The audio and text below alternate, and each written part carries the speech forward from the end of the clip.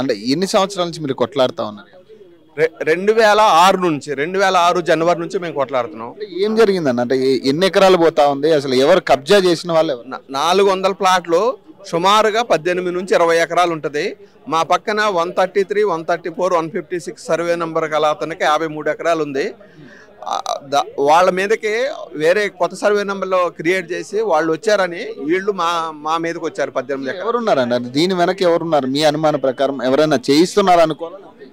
అంటే ఫస్ట్లో అక్కడ ఉన్న పాండురంగారెడ్డి అనే అతను గవర్నమెంట్ ఎంప్లాయీస్ని మేనేజ్ చేసుకొని నంబర్లు తెచ్చుకున్నాడు. ఆ తర్వాత సర్వే అయ్యి మమ్మల్ని కరెక్ట్ పొజిషన్లోకి ఉంచిన తర్వాత ఇప్పుడు వేరే ఒక పక్క జిల్లా ఎంపీ వీళ్ళ వెనకమాలు ఉండి బాగా సపోర్ట్ చేసి గవర్నమెంట్ ఆఫీసర్ని భయపెట్టి డబ్బులు ఇచ్చి ఇది మా మీద ఇచ్చేస్తున్నారు. ఇప్పుడు మీరు వెళ్ళే పరిస్థితి ఉందా ఫ్లాట్స్ దగ్గరికి? అసలు ఫ్లాట్స్ దగ్గరికి మొన్నటి వరకే వెళ్ళాము. ఇప్పుడు నిన్న ఇవాళ వెళ్ళే పరిస్థితి కూడా లేదు. ఇది మొన్న చాలా ఘోరంగా సర్వే చేశారు. మమ్మల్ని ఎంటర్ అవ్వకుండా బౌన్సర్లను పెట్టుకొని యాక్చువల్గా సర్వే వాళ్ళు కూడా ఒకళ్ళు అలా చేద్దామని ఒకళ్ళు ఇలా చేద్దామని వాళ్ళకి కూడా డిస్ప్యూట్ అయ్యి మంచిగా చేద్దామనుకున్న వాళ్ళ నుంచి బైకాట్ చేసి వెళ్ళిపోయి ఒక అతను ఉండి అప్పనంగా వాళ్ళకి ఇచ్చేదానికి వాళ్ళ దగ్గర ఎన్ని లక్షలు తీసుకున్నాడో పూర్తిగా వాళ్ళు ఎలా పాయింట్ పెట్టమంటే అలా పాయింట్ పెట్టి పంచనామా రాసి వెళ్ళాడు. న్యాయం జరిగే పరిస్థితి లేదా? ఎట్లా న్యాయం జరగడానికి అక్కడ మాకు పర్మనెంట్ పాయింట్లు ఉన్నాయి. అది మూడు ఊళ్ళ ట్రై జంక్షన్ పాయింట్, 3 ఊళ్ళ మ్యాప్లు కూడా మేము ఇంతకుముందు జాయింట్ చేసి చూసాము. అదంతా మ్యాచ్ అవుతుంది. అయినా కానీ వీళ్ళు కావాలని వీళ్ళు ప్లాట్ ఓనర్స్ ఏం చేయలేరనే ఉద్దేశంతో గవర్నమెంట్ ఆఫీసర్స్ వాళ్ళకి అమ్ముడుపోయి మాకు అన్యాయం చేస్తున్నారు. ఇప్పటికైనా గవర్నమెంట్ వాళ్ళని మేము సీఎం గారిని కోరేది ఏంటంటే ఇప్పటికైనా మా 400 ఫ్యామిలీస్ని రోడ్డును పడకుండా చూడాలంటే వేరే జిల్లా నుంచైనా సర్వే ఆఫీసర్స్ని మంచి వాళ్ళని వేయించి సర్వే చేపిస్తారని కోరుతున్నాం. మీరు ఇందాక కూడా మాట్లాడుతుంటే పొలిటికల్గా కూడా కొంతమంది దీన్ని ఇన్ఫ్లుయెన్స్ చేస్తున్నారని మీరు కూడా అనడం జరిగింది. అంటే ఎవరు ఉన్నారు అనుకుంటున్నారు? అసలు ఏం జరుగుతుంది దీని వెనకమాల? ఒకప్పుడు స్టార్టింగ్ మా ఇష్యూ మొదలైన కొత్తలో డిఎల్ రవీంద్రారెడ్డి అనే పేరు వచ్చింది. అప్పట్లో ఈనాడు వాళ్ళు బాగా ఫోకస్ చేసి మెయిన్ పేజీలో వేసినందువల్ల ఆయన నాకేం సంబంధం లేదు, మీ గవర్నమెంట్ మీరు ఇష్టం ఏదైనా చేసుకోవచ్చు అని ఆయన సైడ్ అయిపోయాడు. సో అప్పుడు తర్వాత అది ఒక కొలికి వచ్చింది అనుకున్నాం. ఒక కొలికి వచ్చిన స్టేజ్ ఏది, గవర్నమెంట్లో వీళ్ళు క్రియేట్ చేసిన కొత్త సర్వే నెంబర్లు 80 ఎకరాలు ఇవన్నీ కూడా క్యాన్సిల్ చేయించగలిగాము. ఆ రికార్డ్ అంతా తీసుకొని ఇన్ఫర్మేషన్ యాక్ట్ కింద క్యాన్సిల్ చేసాము. క్యాన్సిల్ చేయించిన తర్వాత సర్వే చేస్తే ఒక కొలికి వచ్చింది అనుకున్న స్టేజ్లో మళ్ళీ నైబర్ ఆయన కృష్ణరాజు ఏం చేశాడంటే నేను సర్వేకి అటెండ్ కాలేదు, నాకు నోటీస్ ఇవ్వలేదు అని చెప్పి ఒక మ్యానిపులేట్ చేసి హైకోర్టుని మిస్గైడ్ చేసి ఒక ఇంజెక్షన్ తెచ్చాడు. ఆ ఇంజెక్షన్ తెచ్చి ఇప్పుడు మళ్ళీ అధికారులను కొనే ప్రయత్నం చేశాడు. ఈలోపు బీఆర్ఎస్ గవర్నమెంట్ పోయి కాంగ్రెస్ గవర్నమెంట్ వచ్చింది. బీఆర్ఎస్ గవర్నమెంట్లో అధికారులు పనిచేశారు, పొలిటికల్ ఇన్ఫ్లుయెన్స్ కనిపించలా. కానీ ఇప్పుడు కాంగ్రెస్ వచ్చినాక ప్రతి పొలిటీషియన్, ప్రతి ఎమ్మెల్యే, ప్రతి వాళ్ళు ఇన్ఫ్లుయెన్స్ వాళ్ళు వెనకమాల. అక్కడెక్కడో సంగారెడ్డి నుంచి ఏరియాలో ఉన్న ఒక మినిస్టర్ ఉన్నాడని చెప్తారు. ఇంకో వీళ్ళంతా బ్యాక్గ్రౌండ్ వచ్చి మా మీద ముస్లింలతో అసలు ఈ ల్యాండే అమ్మలేదని ఒక కేసు వేయించి కొన్ని రోజులు స్టే చేస్తే అతి కష్టాన్ని అది డిస్మిస్ చేయించుకో. న్యాయం కోసం కొట్లాడుతూ ఉన్నారు కదా, కనీసం అధికారులైనా కొంచెం సరిగ్గా స్పందించాలి కదా. దీని మీద పోలీస్ అధికారులు కూడా ఉన్నారు కదా. పోలీస్ అధికారులకి ఒక కట్ట రిప్రజెంటేషన్లు ఉన్నాయండి. పోలీస్ అధికారులు ఎవరు వచ్చినా అమ్ముడుపోతున్నారు, మాకు న్యాయం జరగట్లా. దాని మీద మేము ఒక స్టేజ్లో ఇప్పుడు టీఆర్ఎస్ వచ్చిన గవర్నమెంట్ వచ్చిన స్టేజ్లో అప్ టు డిఐజీ వరకు కూడా వెళ్ళాం, ఐజీ వరకు కూడా స్టీఫెన్ రవీంద్ర గారిని కూడా కలిసాం. వాళ్ళు ఏం చెప్పారు, అప్పట్లో కోర్టులో ఉంది కనుక మీరు కోర్టు ఇష్యూ క్లోజ్ చేసుకొని రండి అని చెప్పారు. కోర్టు ఇష్యూ అయిపోయేసరికి మళ్ళీ గవర్నమెంట్లు మారిపోయినాయి, అధికారులు మారిపోయారు. ఇప్పుడు అధికారులతో టోటల్గా అమ్ముడుపోతున్నారు. అధికారులు అమ్ముడుపోతే ఈ పరిస్థితి లేదు. బౌండరీస్ యాక్ట్ ఇంప్లిమెంట్ చేస్తే ఏ లాయర్ చెప్పినా యాక్ట్ ఇంప్లిమెంట్ చేసి పర్మనెంట్ ల్యాండ్ మార్క్ నుంచే కొలవాలని చెప్తున్నాడు. ఈవెన్ సర్వే అధికారులు, మేము ఒక రిటైర్డ్ ఏడీని కూడా రిప్రజెంటేషన్ పెట్టుకొని గవర్నమెంట్కి ఆయన ఎడ్యుకేట్ చేస్తేనే ఈ ఫైల్ తయారయ్యి ఆ సర్వే నెంబర్లు కూడా క్యాన్సిల్ అయినాయి. అవన్నీ వెరిఫై చేసి ఒక స్టేజ్లో. అలాంటిది మళ్ళీ మొదటికి వచ్చి ఇవాళ ఆ యాక్ట్ అప్లై చేయకుండా పర్మనెంట్ ల్యాండ్ మార్క్ లేకుండా ప్లాంటెడ్ స్టోన్స్ నుంచి వాళ్ళు ఇష్టం వచ్చినట్టు కొలిచి డబ్బులు తినేసి మమ్మల్ని. మీరేం అడుగుతున్నారండి ఇప్పుడు ఈ ప్రెస్ మీట్ ద్వారా ఏం చెప్పదలుచుకున్నారు? దీక్షలు మొదలు పెడతా అంటున్నారు కదా, మరి ఏంటి ఏం సంగతి? అసలు మీ ల్యాండ్ దగ్గర మీరు చూసుకునే పరిస్థితి ఉందా? మా ల్యాండ్ దగ్గర వాళ్ళు గూండాలను పెట్టి ఒక 100 మంది గూండాలు, కొజ్జా వాళ్ళు, గూండాలు, రకరకాల వాళ్ళు, ఆ మాట కొజ్జా వాళ్ళు అనొచ్చో లేదో తెలీదు, వాళ్ళందరినీ పెట్టేసి అక్కడే వాళ్ళు కబడ్డీ ఆడతారు, క్రికెట్ ఆడతారు మా స్థలాల్లో. మా స్థలాల్లో వచ్చి ఇది మాది అని చెప్తారు వాళ్ళు.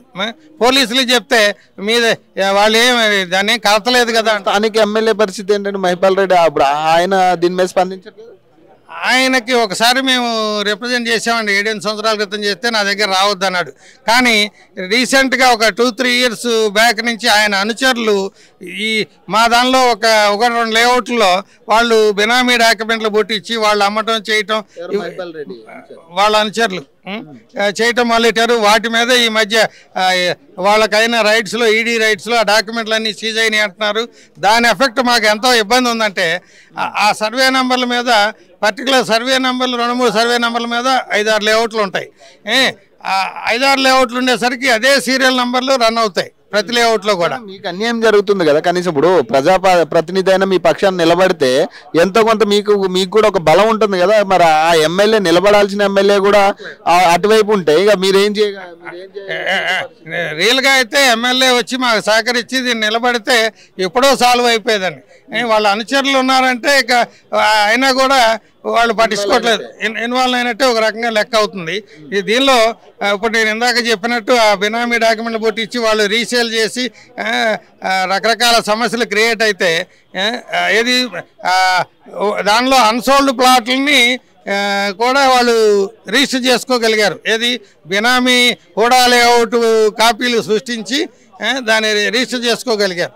అలా చేసి దాన్ని డిస్ప్యూట్ చేస్తున్నారు. డిస్ప్యూట్ పెరుగుతుంది తప్పితే అక్కడ 30 ఫీట్లు 25 ఫీట్ల రోడ్డు ఉంటే వాళ్ళని ఆ బినామీ డాక్యుమెంట్లు అడ్జస్ట్ చేయడానికి ఒక 5 ఫీట్లు రోడ్డు తగ్గిస్తున్నారు. ఇలాంటివన్నీ చేస్తున్నారు. అంటే ధర్నాలు ఎప్పటి వరకు మరి మీ ధర్నాలు మరి సానుకూలంగా స్పందన వస్తుందా? మరి ధర్నాల వల్ల స్పందన రావాలి, రాకపోతే ఇక పర్యవసానం మా వాళ్ళంతా కూడా దానికి రిలే నిరాహార దీక్షలు అంటున్నారు. తదుపరి దాని చర్యలను బట్టి ఏం చేయాలనేది అప్పుడు గవర్నమెంట్ రెస్పాన్స్ని బట్టి ఉంటుంది. లోపమే మొత్తం అధికారుల లోపమే.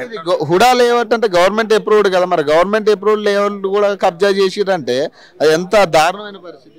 గవర్నమెంట్ లేఅవుట్ అది హుడా లేఅవుట్ అంటే వన్స్ వాళ్ళు ఫైనల్ చేస్తే దాన్ని సర్వే చేయడానికి కూడా వీల్లేదు.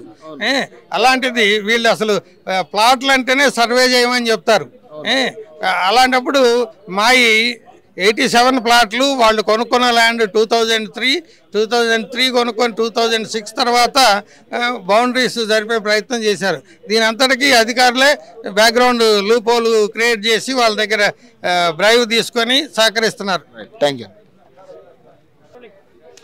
హుడా లేఅవుట్ అంటే ఇక గవర్నమెంట్ అప్రూవ్డ్ లేఅవుట్, అది ఇక దాని మీద చాలా నమ్మకంగా మనం కొంటా ఉంటాం. అవి మరి అవే కబ్జాలు అవడం అంటే దీని వెనకాల ఇన్ఫ్లుయెన్స్డ్ పీపుల్ ఎవరైనా ఉన్నారా, లేకపోతే ఏం జరుగుతుంది? అంటే 20 సంవత్సరాల నుంచి మీ పోరాటం అనేది ఇంకా కంటిన్యూ అవుతానే ఉంది, ఇక గుండాల వరకు వచ్చింది. ఇప్పుడు మరి ఏం జరుగుతుంది? మీరు చెప్పినట్టు మేము కూడా అదే వెళ్ళామండి. హుడా లేఅవుట్ అని చెప్పేసి బ్యాంకులో కూడా లోన్ తీసుకుని బ్యాంక్ వాళ్ళు కూడా వెరిఫై చేసుకుని అంతా ఉన్న ప్లాట్లని సడన్గా ఓవర్ నైట్ వచ్చి ఒకరోజు ఆక్యుపై చేశారు. ఆక్యుపై చేసినప్పటి నుంచి ఈ రోజు వరకు ఆల్మోస్ట్ 20 yearsగా ఫైట్ చేస్తున్నాము. కాకపోతే ప్రాబ్లం చాలా సింపుల్ ప్రాబ్లం. ఒక బౌండరీ ఇష్యూని వాళ్ళు సర్వే డిపార్ట్మెంట్ అనుకుంటే ఒక బౌండరీ ఇష్యూని ఒక హాఫ్ డేలో చేయాల్సిన ప్రాబ్లమ్ని 20 yearsగా ఏ మాత్రం చేయకుండా ఈ రోజు కూడా ఇంకా ప్రాబ్లం ఎక్స్టెండ్ చేస్తున్నారు. అందుకోసం మేము అందరూ కూడా ఇంకా రేపటి నుంచి కార్యాచరణ అందరం వెళ్ళి ప్లాట్లలోనే అక్కడే ఉందామని డిసైడ్ చేసుకున్నాం. మీ ఫ్లాట్స్ లో కూడా కబ్జాలు జరిగినాయి. ఇప్పుడు మొత్తం ఇప్పుడు మీరే ఇప్పుడు ఆల్మోస్ట్ ఇప్పుడు మీకు చూస్తే మీరు ఇంతవరకు ఈ పక్కన నైబరు ఇది చూడండి, ఇంతవరకు ఈ మొత్తం అంతా కూడా ఆక్యుపై చేసిన ట్రై చేస్తున్నారు. ఇక్కడ బౌండరీ, మా బౌండరీ ఇక్కడ ఉన్నది, ఇక్కడ షిఫ్ట్ చేసుకున్నారు వాళ్ళ బౌండరీ. మమ్మల్ని ఏమన్నారు, ఇక్కడ ఉన్న ల్యాండ్ ఏమవ్వాలి, ఇక్కడ నుంచి ఇట్లా పోలేదు కదండి, ఇక్కడ ఆల్రెడీ హౌసెస్ కన్స్ట్రక్షన్ అంతా జరిగి ఉన్నాయి, మేము ఇట్లా పోలేము. ఒకవేళ పోయినా వాళ్ళు ఎక్కడికి పోతారు?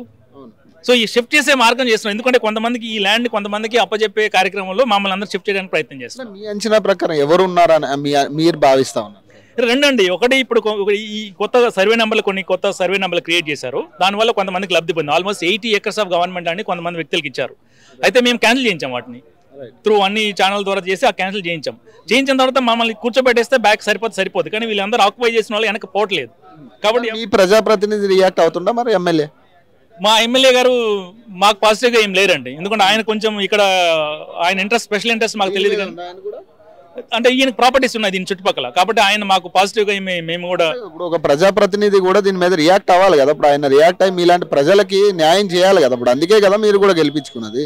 మరి ఆయన ఎందుకు దీని మీద అంత ఇంట్రెస్ట్ చూపిస్తా ఉన్నారు? అది ఆయనకు తెలియాలండి. మాకు చేస్తే మేము చాలాసార్లు కలిసి ఇప్పుడు ఇష్యూ మాత్రం అయితే ప్రజాప్రతినిధులు లోకల్ మా లీడర్స్కే కాకుండా నెక్స్ట్ లెవెల్కి ఎంపీ గారికి, మినిస్టర్లకి, సీఎం గారు కూడా లాస్ట్ ఒక 2 months బ్యాక్ సీఎం గారు కూడా విన్నవించాం. బట్ అగైన్ చెప్పినట్టు ప్రతి ఒక్కరు రెస్పాండ్ అవుతున్నారు, చేస్తాం వాళ్ళతో మాట్లాడుతున్నారు, కానీ ఇష్యూ మాత్రం క్లోజ్ అవ్వట్లేదు. మీ ల్యాండ్స్ కు ఇప్పుడు వెళ్ళి చూసుకునే పరిస్థితి ఉందా? చూసుకునే పరిస్థితి కానీ అలౌ చేయట్లేదు వాళ్ళు. ఆల్మోస్ట్ ఈ రోజు కూడా కొంతమంది గుండాలు వాళ్ళు వేసుకొని చుట్టూ తిరుగుతూ ఉంటారు, కొంతమంది లేడీస్ జెంట్స్. అట్లా నిన్న సర్వే చెప్పడం కూడా మోర్ దెన్ గవర్నమెంట్ ఆఫీసర్స్ కన్నా వీళ్ళు 100 మంది గుండాలతో సర్వే చేయించారు. వాళ్ళకి ఏం చేయాలంటే అసలు ఇప్పుడు మనం ఇచ్చేయాలి, ల్యాండ్ అయితే ఇచ్చేయాలన్నదే వాళ్ళ ప్రపోజల్ లాగా అంతే. మాది ఇక్కడ వరకు వస్తుంది, మీరు తర్వాత జరగడానికి వీలు కాదు కదా, ఎందుకంటే ఆల్రెడీ ముందంతా కూడా కోర్టులో ఉంది కదా, ఆల్రెడీ వీడియో రికార్డ్ చేసి ఇమ్మన్నారు కదా, ఇవ్వలేదు, అది వాళ్ళు చేయట్లేదు. కోర్టు క్లియర్ గా ఏం చెప్పిందంటే ఏడీ గారి సమక్షంలో చేయమని చెప్తే ఏడీ గారు రాకుండా ఎవరినో ఇద్దరు సబార్డినేట్స్ పంపించి తూతు మంత్రంగా చేసి పంచనామా రాసి వాళ్ళకి హ్యాండ్ ఓవర్ చేశారు. ఇది మీరు తీసుకోండి అంటే గతంలో ఏడీలు మీ సర్వే ఓకే, ఇప్పుడే ఇబ్బంది జరుగుతా ఉంది. ఇంతకు ముందు కూడా 2-3 times చేయించాం. అయితే అప్పుడు ఏంటంటే కొత్త సర్వే నెంబర్లు ఎగ్జిస్ట్ ఉన్నాయి, ఇప్పుడు రిమూవ్ అయ్యాయి కాబట్టి ఇప్పుడు కొత్త సర్వే చేస్తే మనం యాక్చువల్గా అవ్వాలి, కానీ ఈ రోజు కూడా అదే పాత పద్ధతిలో సర్వే చేస్తే మీకు మీ ల్యాండ్ మీకు వచ్చేది. కరెక్ట్. మీరు చెప్పండి ఫైనల్ గా మీరు ఏం కోరుకుంటున్నారు అసలు? మీ ప్రెస్ మీట్ ద్వారా కావచ్చు, ఈ రిలే దీక్షల వల్ల మీకు ఏమన్నా లాభం జరిగే పరిస్థితి ఉందా? లేకపోతే తప్పకుండా మేము మీడియా ముందుకు రావడానికి ప్రధానమైన కారణం ఏంటంటే ఇప్పుడు ఏదైతే మొన్న సర్వే చేశారో ఆ సర్వే వాళ్ళు కన్ఫర్మ్ చేస్తే నెక్స్ట్ వితిన్ 2-3 days మొత్తం బౌండరీ కట్టించుకొని మమ్మల్ని కనీసం అలౌ కూడా చేయరు. ఆ స్టేజ్లో ఉన్నాం ఇప్పుడు మేము. అందుకోసమే అందరు మీడియా ముందు కానీ ప్రజలు అందరి దగ్గర ఎందుకు వెళ్తున్నామంటే అవి జరగకుండా ఇప్పుడు ఏదైతే సర్వే జరిగిందో దాన్ని ఆపేసి రీసర్వే చేసి మా బౌండరీస్ మాకు ఫిక్స్ చేస్తే మేము అందరం సేఫ్గా ఉంటాం. అదే మేము కోరుకుంటున్నాం.